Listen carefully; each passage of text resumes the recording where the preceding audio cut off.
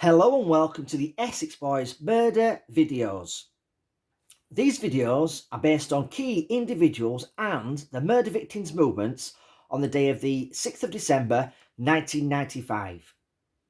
A quick mention to the Facebook page called The Real Essex Boys Murder Group. If you're interested, please feel free to join, as there's some great people on there with a lot of knowledge on this subject. So, as I said in my last video, I will get straight on with this video about Mickey Bowman and Billy Archer and the possibility of them finding out the location, day and time of when a drug shipment belonging to a Canning Town firm would land in a field by light aircraft in the Essex area. Now, Mickey Bowman loaned a machine gun equipped with a silencer to the Essex Boys, and part of this deal was that he would get a cut of the coke.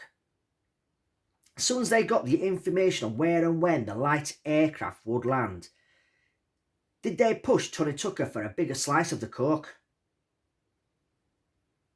Did Tucker refuse and the Essex Boys were executed? Or did they just want to exact revenge on Tony Tucker and Pat Tates for setting them up and were subsequently arrested and put on remand by double-crossing them and executing them down the farm track in Rettendon?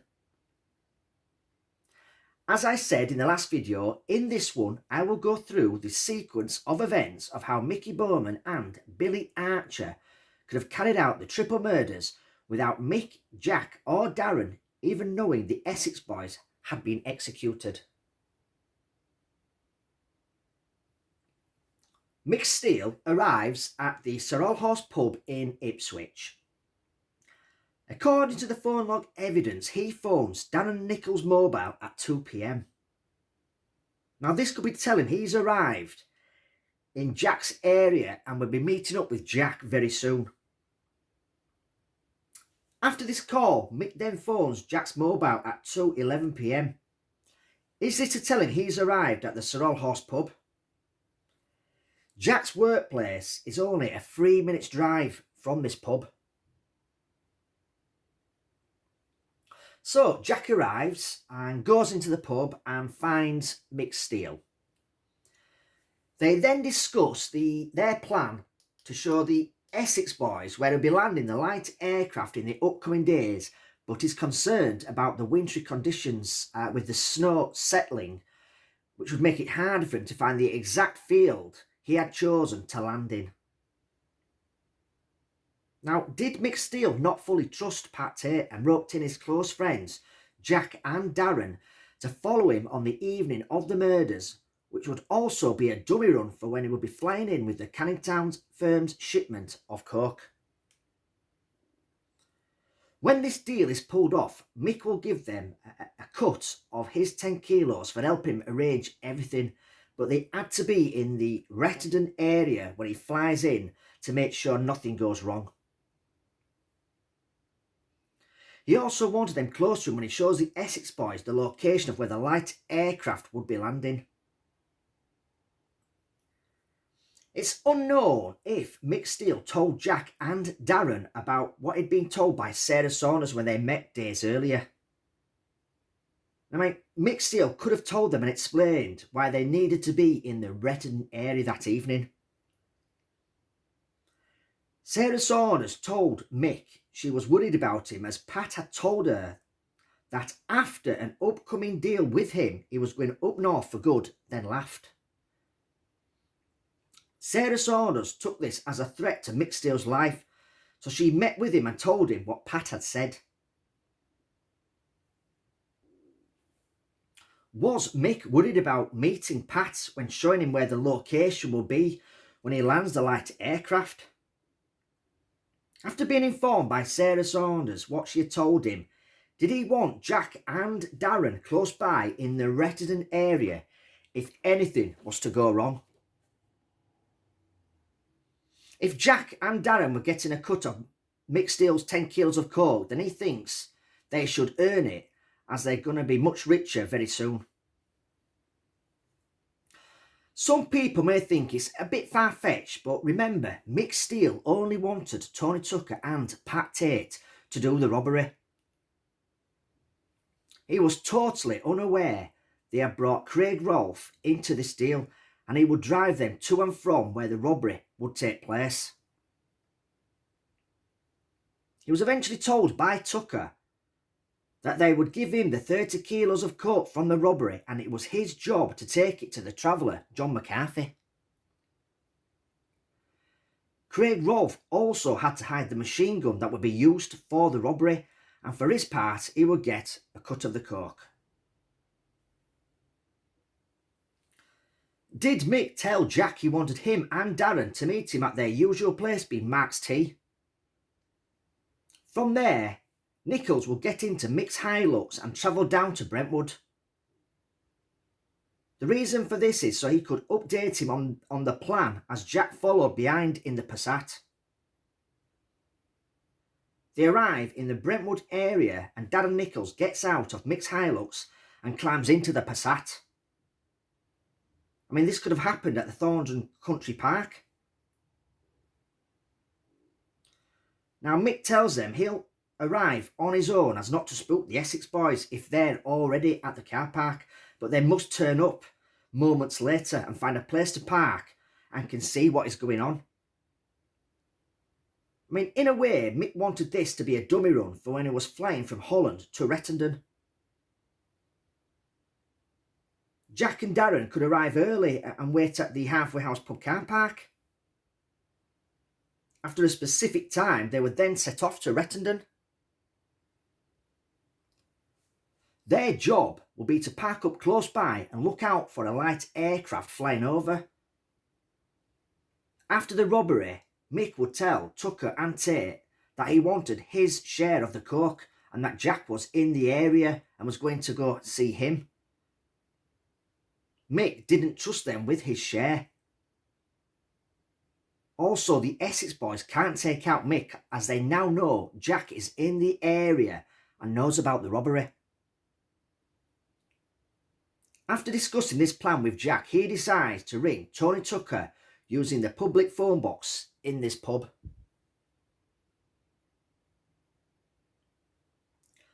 According to the phone log evidence, a call was made from the Sorrel Horse pub in Ipswich to Tony Tucker's mobile at 2:29 p.m.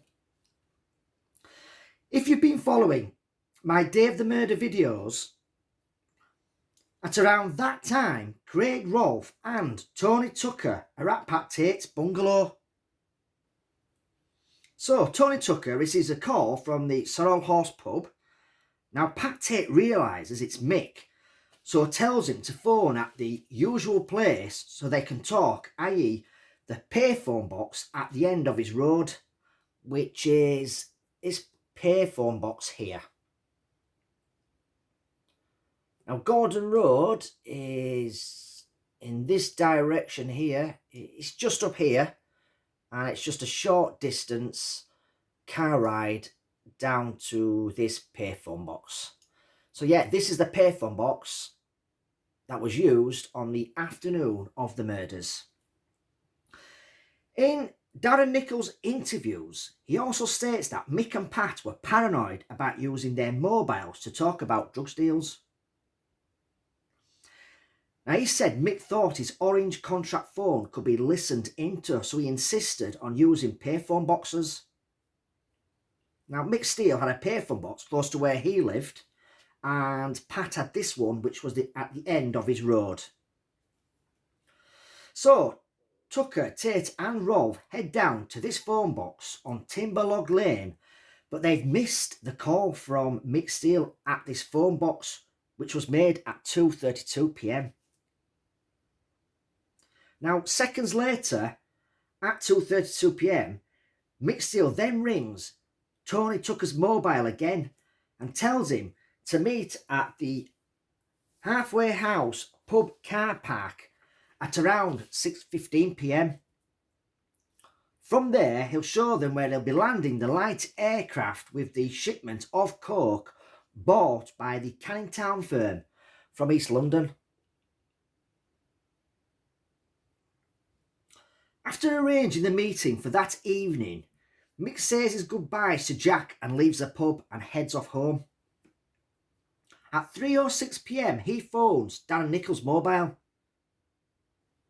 Is this to tell him he's spoken to Jack and they're all to meet at their usual place, be Mark's Tea, at 5 p.m? At 3:08 p.m, he phones Jack's mobile.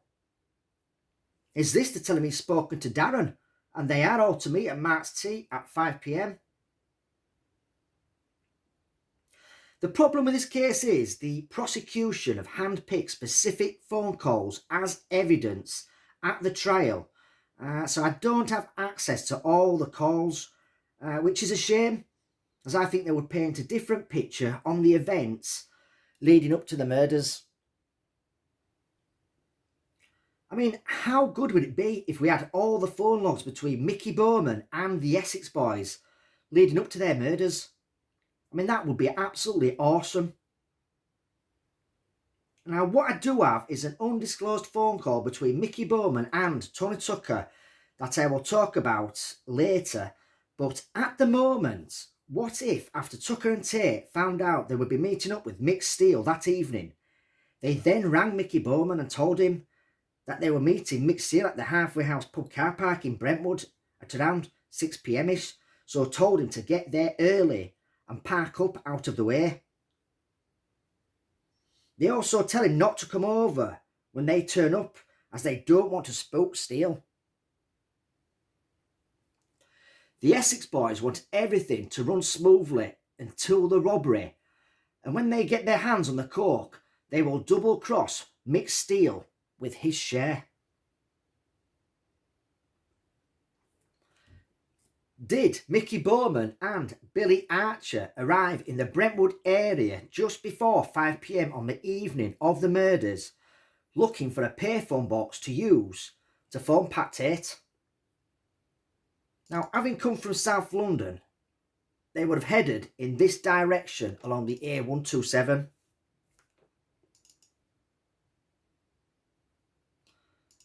Now, the Essex Boys will be travelling down the A127 in the opposite direction just over an hour's time. Now, the roundabout is just over here, and they'll be taking the third exit and then join the A128, which is just over here. And then I think it's a 30-second drive down that road.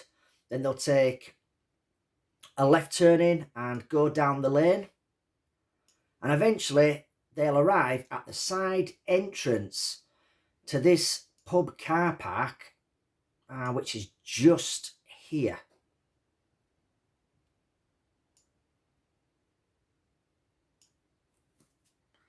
Now, were Bowman and Archer travelling in a green Vauxhall Cavalier? The same one used by Billy Archer when he and Bowman loaned the machine gun to the Essex Boys, to which Craig Rolfe had the job of picking it up.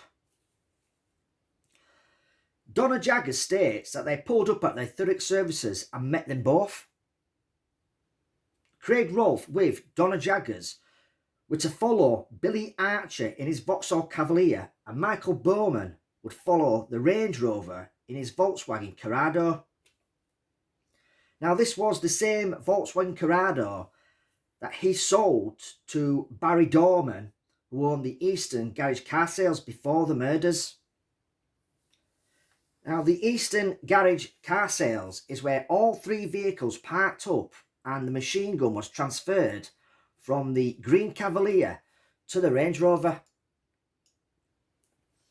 Now, as I don't know if this call was made on the 5th or the 6th of December 1995, which is a shame, but what I do know is a call was received by Pat Tate from a payphone box in this area of Brentwood at 5:03 p.m, close to this pub.